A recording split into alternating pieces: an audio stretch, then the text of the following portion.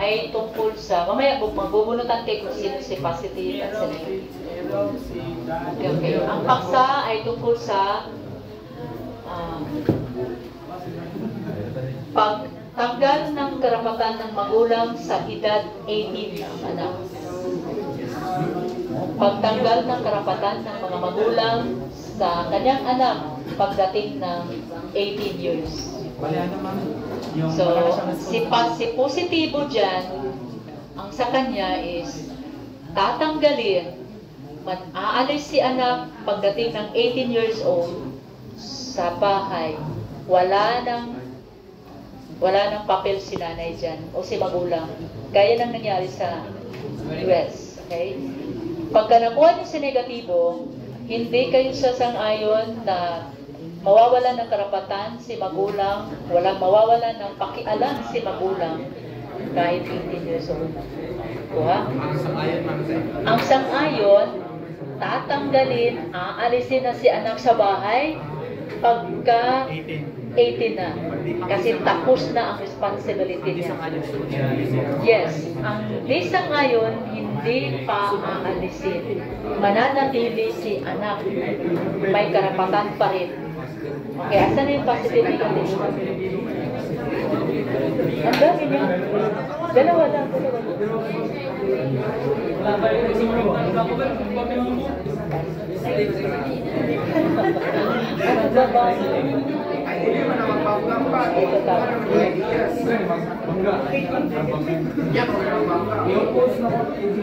Negative.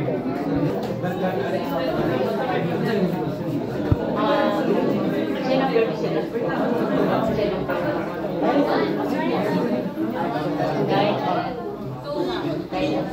Where is number 10? Sino ang group 10?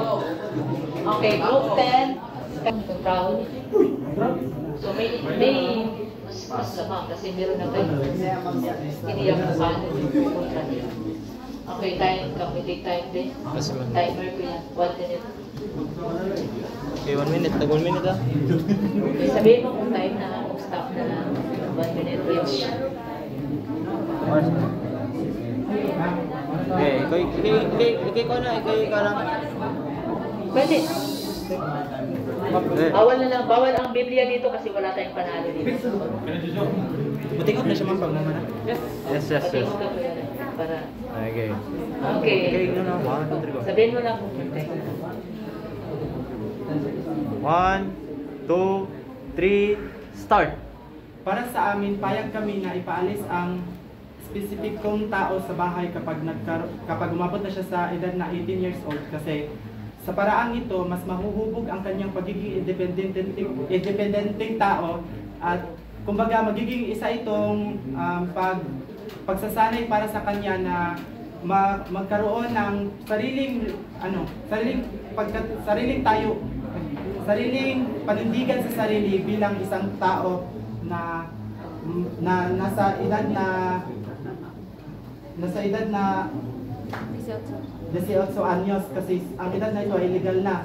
Kumbaga, sa paraang ito, magkakaroon siya ng idea kung paano niya bubuhayin ang sarili niya na walang pinagsasandigang mga tao na naging kasanayan niya noong siya ay nasa 18 anyos na pababa pa noon.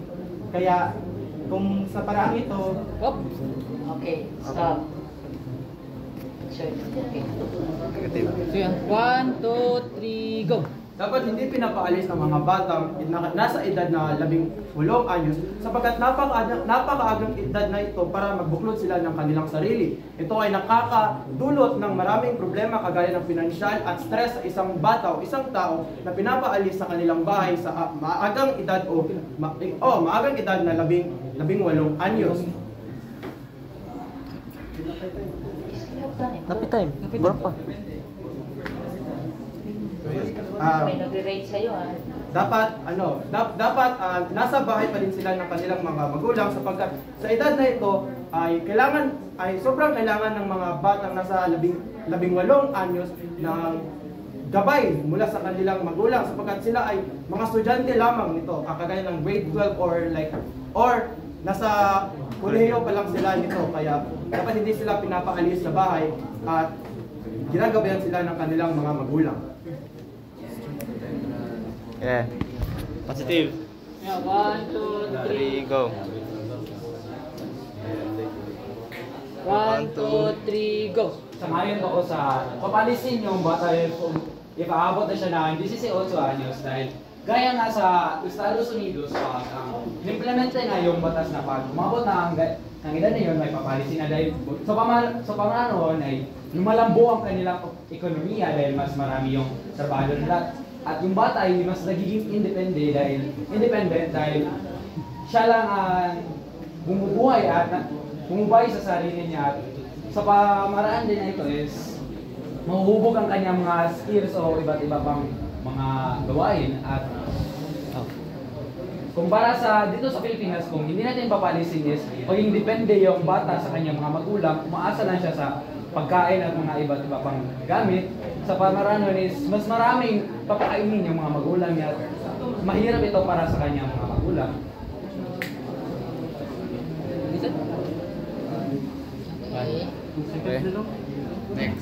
Next. 1, 2, 3, go.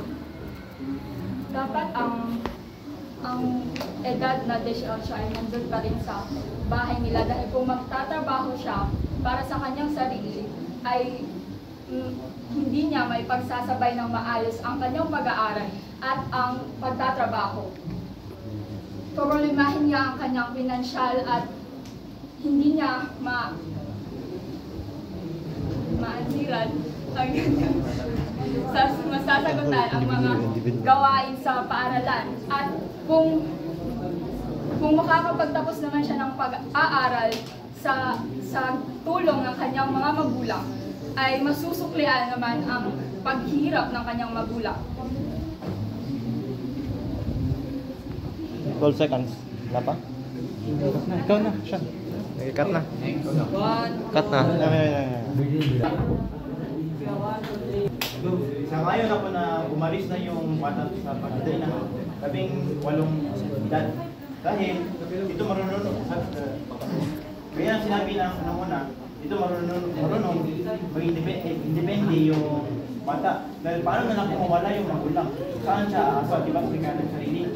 So kaya ito ay tama na dapat aalis yung bata. Upang siya ay may experience ko paano gagawin ang mga bagay-bagay magdating ng panahon na wala na yung ina or ama. Hindi din natin malalaman kung saan lang yung tama na saan lang yung hindi natin maalam yung panahon kung kailan mawawala ang ating mga magulang. Kaya tama talaga na alis yung bata sa pagdating ng 18 na edad.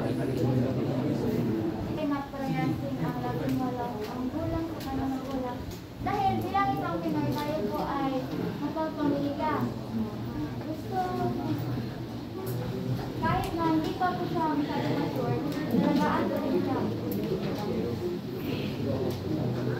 Tapos, hindi pa, sa ganyang taon, hindi pa po siya handa para mga ilang isa. Kasi po, pasok lang po siya ng kolehiyo at grade 12 pa po, tapos hindi pa po siya handa para sa adulthood. Kaya hindi pa siya ready financially at emotionally. Kaya kailangan po siya nagbabay ng kanyang mga magulang. At kung sakaling ano mo panahon, siya ay handa na, ay pwede na po siya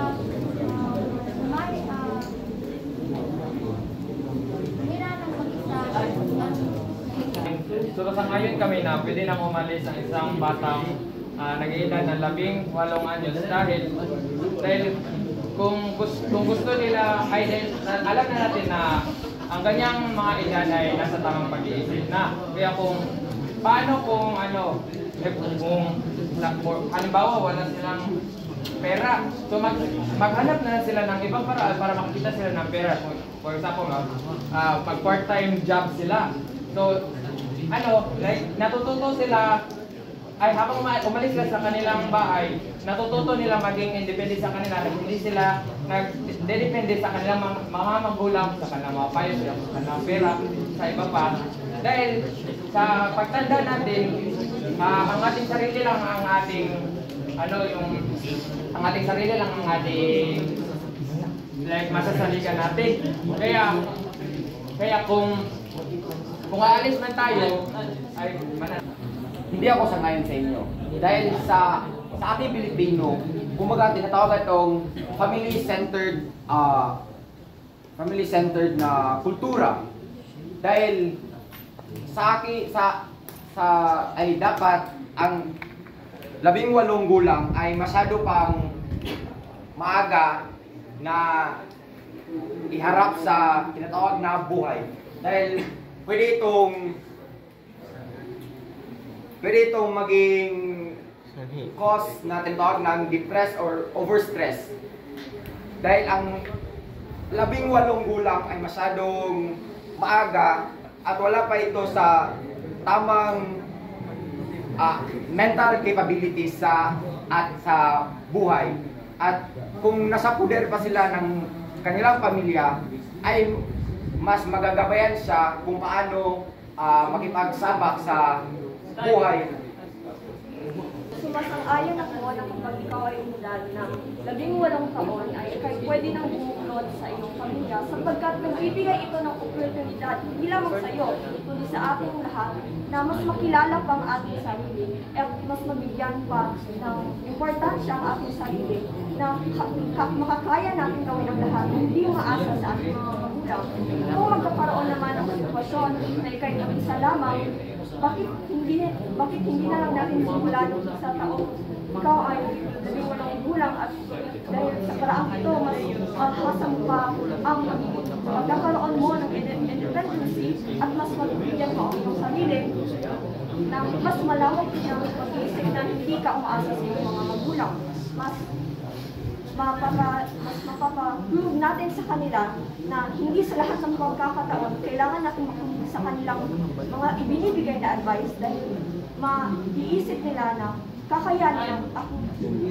Para sa akin na masyado pang maagang mag-alis ng isang batang ay ng isang taong 18 gulang dahil kailangan pa niya ng gabay ng kanyang mga magulang sapagkat dito sa Pilipinas, hindi gaano kaunlad ang ating bayan at ekonomiya. Kumbaga, ang ating pag-uugali ng Pilipino ay kailangan pa rin nating matuto at mag-aral sa pamamagitan ng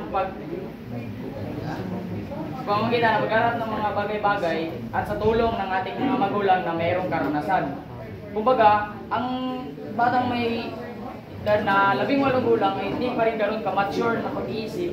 Dahil karamihan sa mga kabataan na yun ay ang inaatupag lalo na sa mga teenagers ay maging masaya at gamitin ang kanilang oras sa pagkabata upang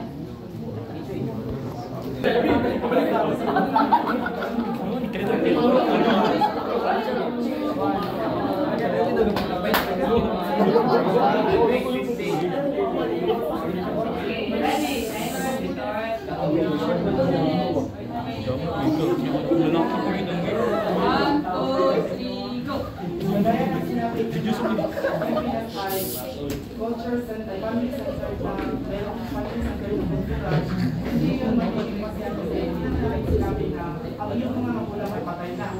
Kumbaga, sa ginawa ng ditong paraan ay pinaliban ka sa iyong pamilya upang matuto ka ng mga pamamaraan na ginagawa mo lang sa iyong sarili. Yung mga paraan na ikaw lang yung gumagawa. Nandiyan pa rin yung pamilya mo upang bigyan mo ng mga advice kasi sa pamaraang pag-iban, hindi naman sinasabi na pinuputol mo na yung connection ninyo sa inyong pamilya. Interrupt mo.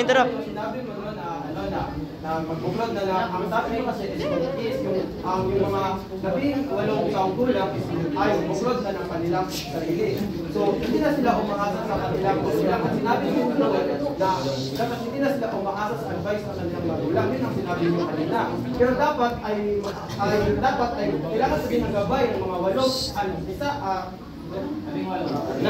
taong gulang sapagkat sila ay napakabata pa. Sinabi nyo din na ano ang mangyayari kapag namatay ang magulang? Kaya nga, kaya nga dapat ay Hindi sino mag-guide sa estudyante na hindi pa mamatay yung pamilya na.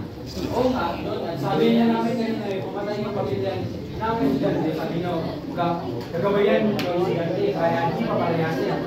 Kaya nga, ginawa itong paraan na pagbubuklod sa estudyante dito sa kanilang pamilya. Kasi isa itong preparasyon kung Ganun na nga. Kung mamamatay mo na yung magulang, dapat sinicherish niyo muna yung time. na hindi pa sila namamatay. Pero magiging independent yung bata. Alam ko magiging independent kayo. Pero what if hindi ka nun ka-cherish? Alam mo mangyayari sa estudyante pag wala na yung pamilya niya. Kung wala man yung magulang yung estudyante, doon niya man realize na